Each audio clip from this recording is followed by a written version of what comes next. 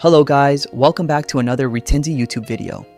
In today's video, we are going to learn how to import reviews from CSV in your Shopify store. For doing that, you have to go to your store. Once you are your store, click on the Retenzy application and look for Review Program from your left-hand side menu. Once you click on that, you'll be seeing a number of options at the top: Manage Reviews, Question and Answer, and Import Reviews. You have to click on Import Reviews. Once you are in this interface, you will be seeing an option for upload. But before uploading the file, we suggested you to download the sample CSV template so you do not miss any format for uploading the CSV file. Once you download that, and with setup of that, click on Upload File, select file you want to upload, and click Open. Once you do that, simply click on Import File. Once you do that, you will get a message of import successfully. Go to the Manage Reviews. You'll be seeing that new reviews has been published on the product page. That's it.